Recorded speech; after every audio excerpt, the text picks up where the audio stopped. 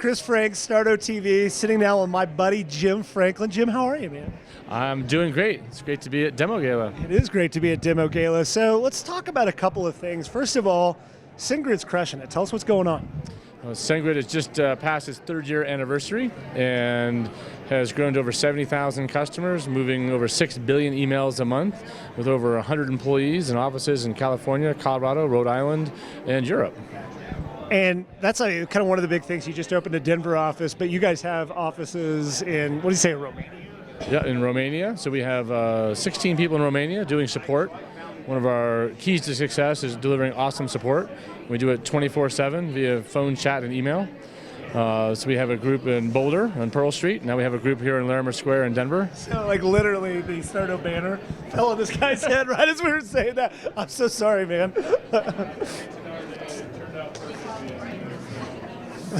Hopefully, I don't know, like, hey, it was great. We're talking about, hey, what's going on? You want to come chat in a few? Hello, Mr. Franklin. So, talk again about where you have locations. Sorry. So, Sanguine, we call it Sanguine everywhere. We have an office in Anaheim, where our founders are from, as well as in Boulder, where it was launched as part of Techstars on Pearl Street Mall. And now we have an office in Larimer Square in Denver.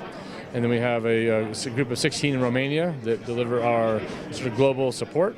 And then we have developer relations people in places like San Francisco and New York and London. I want to talk to you about a couple of things, just in advice that you've given me in the past and things that I've heard you say, which is one of the things about startups is you say that the key is to get big fast. Kind of explain that.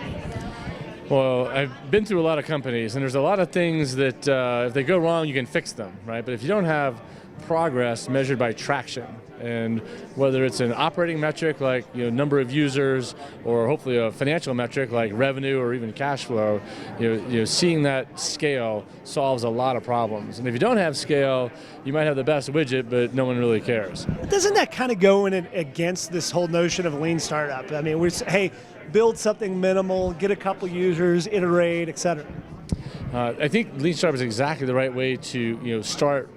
From the get-go, to have when you have 3 people and you need to do something, to see if what you're working on is worth your time, frankly, to see if you to keep pursuing. But even when you're doing that, you want to think about, are your markets structured in some way that there's a natural channel? Whereas if one person says yes to your proposition, do you get 1,000 customers?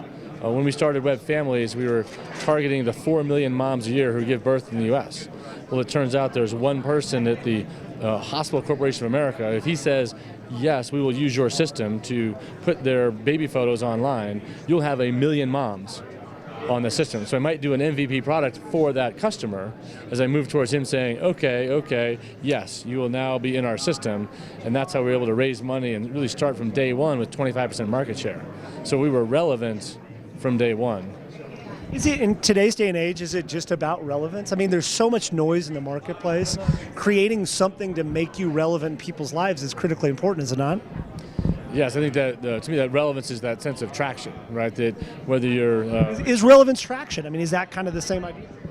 In my mind, that's what I'm thinking of. Is that if you are like a Dropbox, you have 100 million free accounts, that's hugely relevant, even if you haven't monetized it. A lot of people come to me and say, well, we're trying to get an A round, and the VCs are pushing us off because we need more customers or this and that.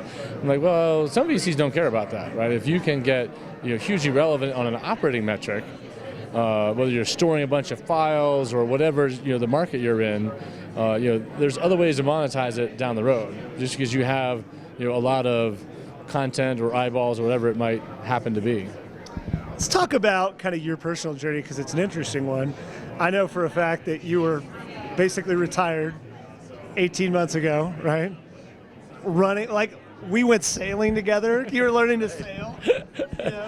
So 18 months ago, I wasn't sure if I was retired. I would call it a sabbatical.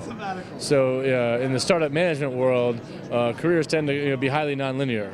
And usually through unanticipated situations, people have lots of time off. Over the last 18 years, I did not have that opportunity. I tend to go from one thing to the next. Even if it was a failure, I just kind of roll right into the next thing. And so when we did exit a company to Hyperion and Oracle, I was able to take some time off, but I never did. I was still yeah, but I mean, it was like 6 weeks off, right? I mean, that was So I quit Oracle with no particular plan. I just knew I didn't want to work there anymore. And I knew I didn't have to work again for a long time, but I was only 44, so I wanted to do something.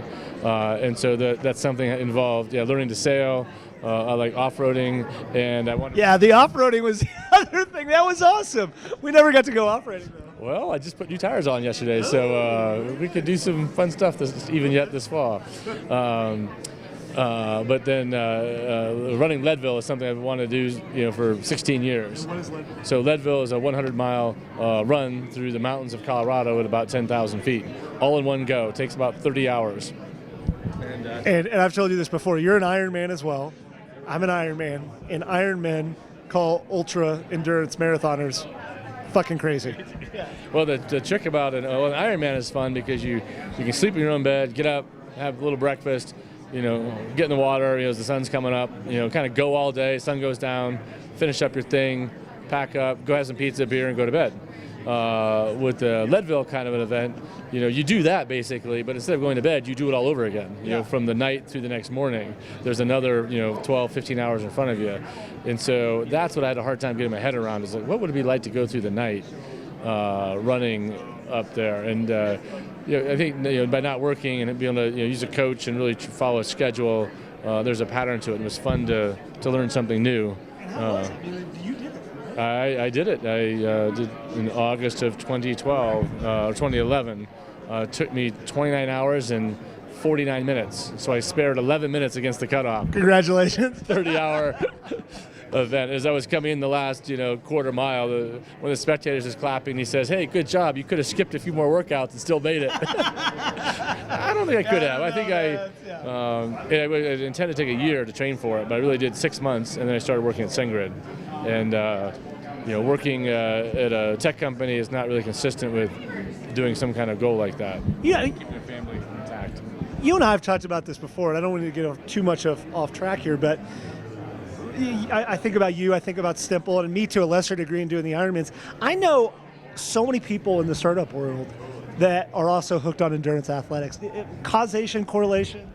I would say causation. I think that there's something to that sense of persistence, determination, being competitive, and goal setting, right? Being very goal oriented. And so having a goal and a plan is one of our hiring things at Sanguine, is we ask people under our happy value, what do they do for fun outside of work and family? We look for passion and goal setting, and what's your plan? How are you going to get from here to that goal? And do people set ambitious goals, and are they strivers? Are they trying to get out there and call the hungry value? It's like, I want to see that sense of hunger trying to accomplish things. And whether it's just running your first 5K or whatever it might be. But they don't always have to be athletic. We've had people they start a fundraiser for the families of fallen Navy SEALs.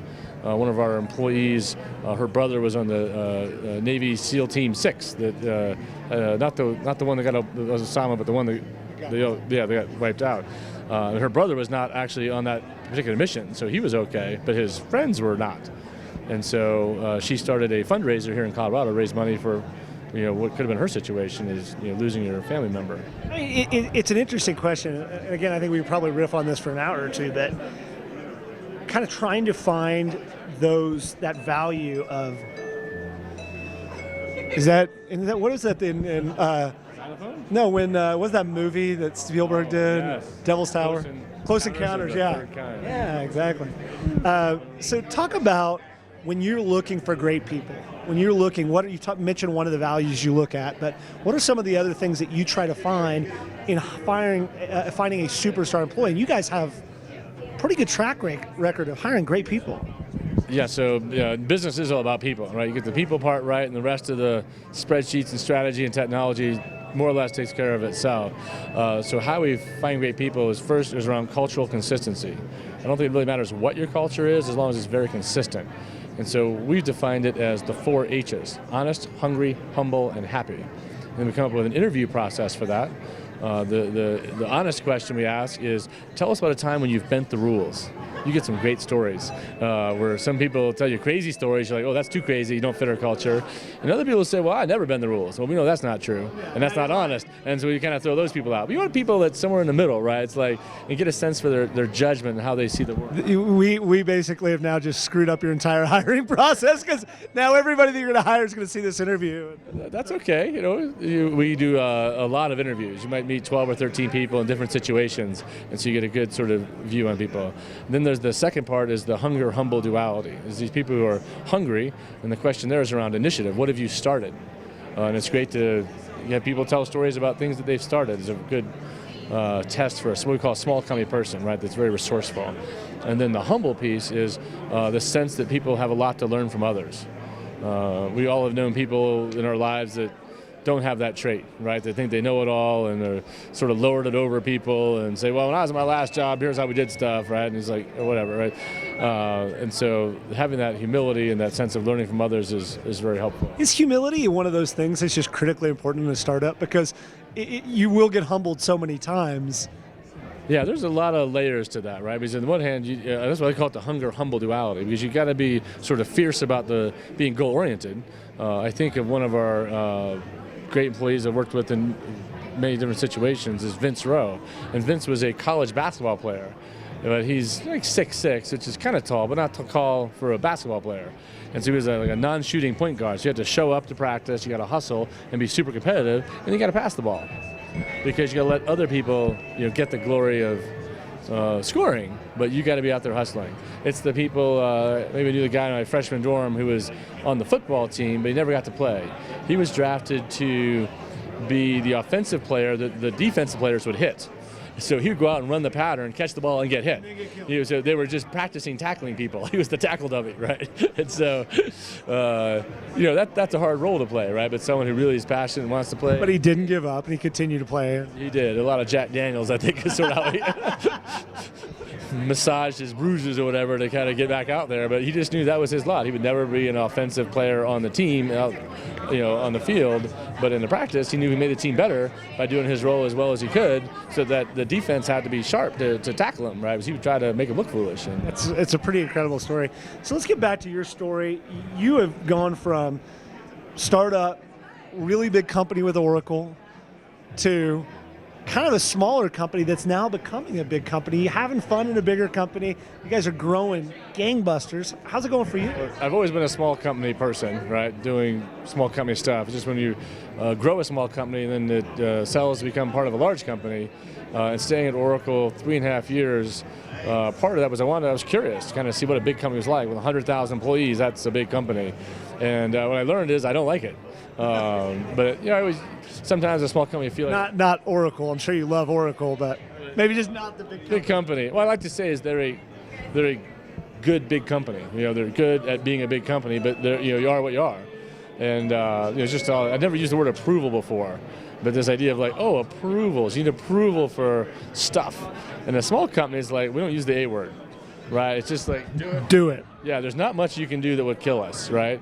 And if you've hired well, people won't do stuff that will kill you, right? And maybe they'll do some stuff you don't agree with, or they might set you back a little bit. But the trade-off of the speed that you get is worth it, and that's a key difference. So I've always liked kind of 20 to 80 people. I think is a good sweet spot. Because with 20 people, it's enough to make a difference. You got kind of a company there. You can really go do something, and you get over 75, 80 people. You kind of lose track of everyone's name and their family and sort of what they're all about. And I like that kind of dynamic. So at Sanguine, as we've now shot past 100 people, by having multiple offices, each office, I think keeping that office unit sort of under 75 people, it keeps it familiar, right? You know everybody. I travel a lot to spend time in all the offices, and I can't say I know as well as I'd like to do if we were just all one company. I think that's what's been most rewarding about business is seeing people grow. Whether it's their family situations, people getting married and having kids, or getting their first car or buying their first house, with the paycheck that they earn by working at your company, I think is really awesome. One of the things that I admire about you is that while you're a crazy, intense startup guy, it's not your whole life. I mean, you still have time for your family, stuff like that. I mean, even though you're getting busy, things still good. You're still running. You're still going Four-wheeling. Yeah, so that's a big part, I think, of what makes for a successful company culture is balancing 4 dimensions. Your work dimension, your family dimension, your health dimension, and your passion dimension. So part of our interview process, we ask you on the Happy Bro what you like to do for fun outside of work and family, and then we use that as a quarterly review process to ask you how you're doing against your passion goal. So if your passion is to complete an Ironman next year or to run with Mike's Temple across the desert, we're like, okay, what's the plan? Right? It affects what you eat and when you train and when you sleep and your travel schedule, and it's like we want to make sure that's all dialed in. And it's not that we're completely altruistic and want everyone to hold hands and sing Kumbaya, but we think that if you are balanced across those 4 dimensions, you'll be a kick-ass employee. Whereas if you were to go work at a traditional law firm, or you join Oracle, and I think people there have a healthy attachment to their careers, is what I heard someone say at Oracle, which I think is correct. And you just maximize one dimension, which people do you can do it for 10 or 20 years, and then you realize, I got no friends and my family doesn't know me, and those things I used to be passionate about when I was in my 20s have sort of withered. And so what I like about Colorado is I think as a state, we're very good at remembering what our passions were. It's hard to ignore. You look to the west and see the mountains.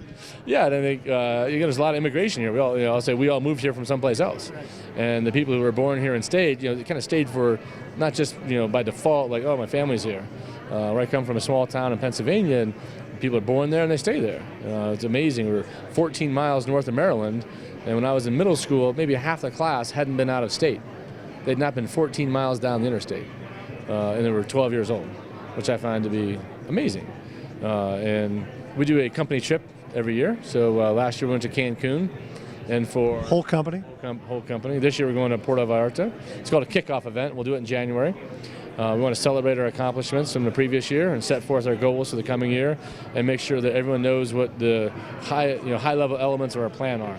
And we often wear Sanguine shirts. Very nice. Well, no, here's the thing. I've got like 5 Sanguine shirts, but I don't have a hoodie.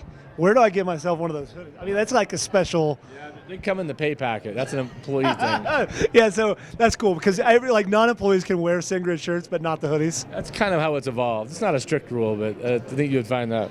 But the SEND was our strategic plan last year.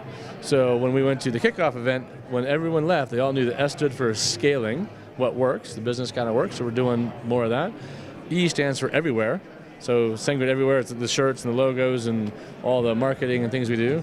N stands for innovation, which is build new stuff. Yeah. And then D stands for double-digit monthly growth. So whether it's our revenues or email volumes, we want to see double-digit monthly growth. So it's really that leaping growth as you go from maybe $1 million the first year to several $1 million to teens or 20s of millions of dollars, and on to 50 million and 100 million is the revenue path that we're pursuing. So what? I've got one of those non-words which you never even pay attention to until you see yourself on tape 100 times, and I say the word. So every fucking question I answer, forgive me. What's next for Sanguine? I mean, you guys are on an incredible growth path. You guys have truly, over the time that you've come on as CEO, really, really ramped up your growth. I mean, going public. I mean, what's kind of the path you're on? So when Sanguine raised $21.7 million in our B round, bringing in Bessemer Venture Partners, specifically Byron Dieter, on our board. He's on the board of Eloqua, that just went public, and he's on the board of Cornerstone On Demand, went public last year. And so that's definitely the path, was to take it to $100 million and beyond, and be at least be able to do a public offering. Byron's advice is you want to be able to go public, doesn't mean necessarily do. And so that's the financial sort of roadmap. On the product side, we have a very high-scale email infrastructure system, and that's what the first S in Sanguine stands for, just scaling what works. So we used to do 10 million messages a day, then 100 million. Now we're doing 250 million. So we're clearly on our way to 1 billion messages a day and beyond. So scaling that core business, but we're also adding in other revenue streams and product lines to this install base of users. So about a month ago, we came out with a newsletter product that as our customers grow, our traditional product is only used by developers. You have to be able to code to use Sanguine. And it's a big opportunity, but it's also a limitation. And when our customers hire non-technical people, they want to use Sanguine too. To send newsletters to their install base. Yeah, or even like me, that I want to be able to send email marketing, I'm a technical company, but I'm the marketing arm of our company. Yeah, and so if you're at Sanguine, the number 8 employee was non-technical, and she's like, well, I want to be able to send things, right? And so that's what we find with our customers is they start with 3 technical people, and they hire that 8th person who wants to be able to send those newsletters. So we came out with a newsletter tool that is sort of like a Basecamp tool. It's simple but useful, and it's dramatically lower than any of the other alternative on the market. And we have other things we call Sanguine Labs, or sort of cloud infrastructure, middleware things that help developers do sort of the chores of development that aren't sexy, they aren't fun, and we'll take care of that piece of it so they can focus on the cool aspects, the pretty charts, the geo-mobile gaming stuff that they want to work on. We'll handle the email and some other projects that we've got in our labs group. Last question. What have you seen today that you've liked? I don't know, the stuff that we judged last week, what kind of new technology are you sniffing around here that you think is neat? Wow, that's a tough question because I'm a big fan of many things. I must say, the one I was most skeptical I saw was this sort of big robot cruising around, and I was like, that looks kind of goofy. But you see the progress they've made and how they have a good business application, which is replacing security guards in warehouses. And that sounds like one of those sort of boring applications. It's not a robot that's going to wash your dishes or fly your car or something. I was just talking to those guys, and we said, basically, 10, 15 years ago, they said by 2010, we were all going to have robots. I was like, where's my fucking robot? We finally have one. It's great. But I like it's a boring industrial use, right? That's what tells me they're probably on the right track. They're not doing something sexy and, oh, this is going to be great. It's just like when they gave their pitch, they said that a robot will do the job assigned. It always passes the drug test, and it never takes money from people that steal from you, right? What do you call that? Bribes, right? And it's just I thought, oh, and there's a lot of assets that are being guarded by warehouse people. Just to be clear, to catch everybody up, that this is a security robot. Security robot, yes. And I actually don't remember the name of the company, which is bad. Maybe we could edit that in. We'll do B-roll. B-roll there. Okay. Awesome. Hey, man, I appreciate your time. It's great to see you. And we'll announce an award here shortly and all that sort of good stuff. And best of luck with Sanguine. Thanks a lot. Look forward to talking to you again soon.